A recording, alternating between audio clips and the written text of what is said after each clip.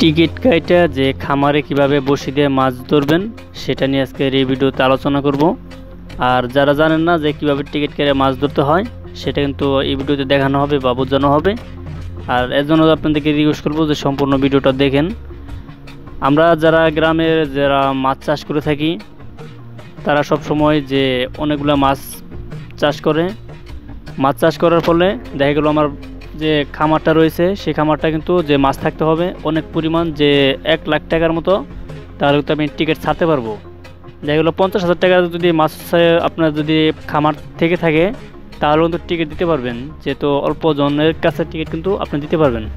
আর এছাড়া কিন্তু আপনি কন্ট্যাক্ট করে নিতে পারবেন যে আমার 50,000 টাকার মাছ আছে, যেমন আমি 50,000 টাকা চুক্তি দিলাম, আপনি 20 জন বা 30 জন মানুষ হোক তাতে কিন্তু আমার কোনো সমস্যা নাই।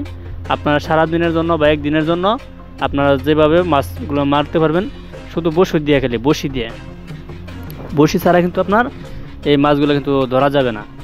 আর অনেকে আছে যে জাল দিয়ে মাছ ধরবে, তা কিন্তু করা যাবে না, যেটা গ্রামে এভাবে কিন্তু যে মাছগুলো ধরা হয়। আর সেই পদ্ধতিটা কিন্তু দেখতে পাচ্ছেন আপনারা। আর এর আগে একটা রিকোয়েস্ট করবো আপনাদেরকে, আপনি যদি আমাদের চ্যানেল নতুন থাকেন অবশ্যই আমাদের চ্যানেলটি সাবস্ক্রাইব করে রাখবেন, কারণ আমরা সবসময় সকল প্রকারের যে ভিডিও নিউজগুলো আছে আমরা সকল প্রকারের আপডেট কিন্তু এই ইউটিউব চ্যানেলে দিয়ে যাচ্ছি। আপনি কিন্তু সব নিউজ কিন্তু এই ইউটিউব চ্যানেলে পেয়ে যাচ্ছেন। আর ভিডিওটি কেমন লাগলো আপনাদের কাছে অবশ্যই কমেন্টস করতে মিস করবেন না, কমেন্টস করবেন। ভিডিওটি ভালো লাগলে লাইক করে দেবেন।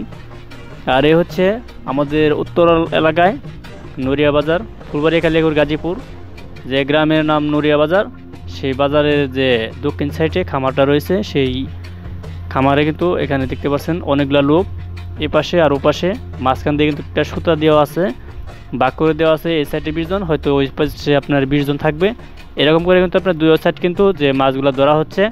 আর আপনারা চাইলে কিন্তু এভাবে টিকিট কেটে কিন্তু মাছগুলো বিক্রয় করতে পারবেন। ভিডিওটা কেমন লাগলো অবশ্যই কমেন্টস করে জানাবেন। যারা যারা টিকিট কেটে যে মাছগুলো ধরে থাকে তারা কিন্তু সকাল সকালে কিন্তু আইসা পড়ে 5:30টার দিকে। আর আমি শোটা কিন্তু সকালে নিয়েছি। আবার আপনাদেরকে মনে করে দিচ্ছি, আপনি যদি আমাদের চ্যানেল নতুন থাকেন অবশ্যই আমাদের চ্যানেলটি সাবস্ক্রাইব করে আমাদের পাশে থাকবেন।